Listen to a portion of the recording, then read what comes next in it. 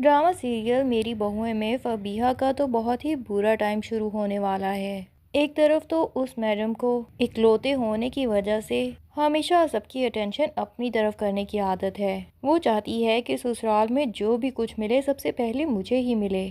शाहवीर और ईमान के यहाँ जब खुशखबरी आने वाली हुई और सारे घर वाले इस बात पे बहुत खुश हुए थे तो फबीहा को ये बात बहुत बुरी लगी। उसका दिल यही था कि ये खुशखबरी सबसे पहले वही घर में सुनाती, लेकिन ये तो हो नहीं पाया। ऊपर से फबीहा की माँ भी प्रेग्नेंट हो गई है। अब तो उसके लिए अजीब एम्बेरसिंग सिचुएशन हो गई है।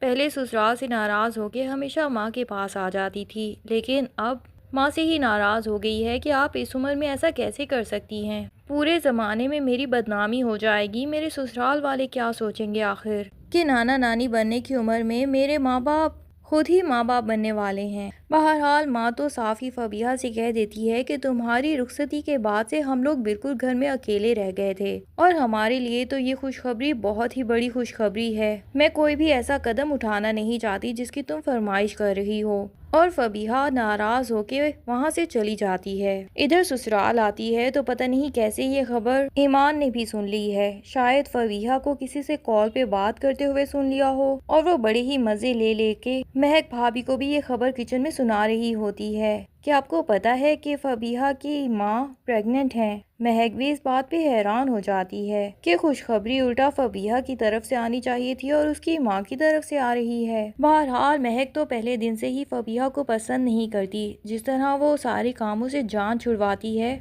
और सारे के सारे काम महक के सर पे आ जाते हैं। अब महक भी खूब मजे ले रहे के फबीहा का मजाक उड़ाना चाहती है। डाइनिंग टेबल पे खाना खाते हुए आर्यन और महक के दरमियान जो अनबन हो रही होती है, सब घर वाले उसे महसूस कर लेते हैं।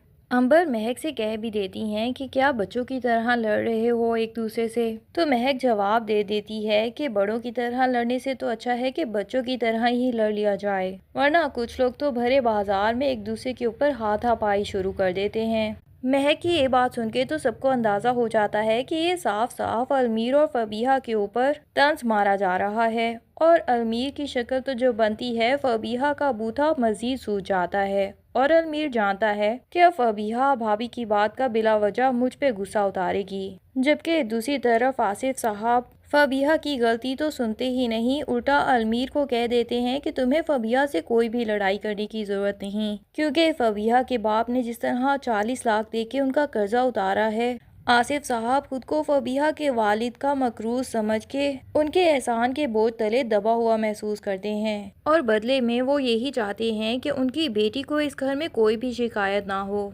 अब यकीनन अलमीर ये बात अपने भाई आर्यन से करेगा कि भाभी को ऐसा नहीं कहना चाहिए था।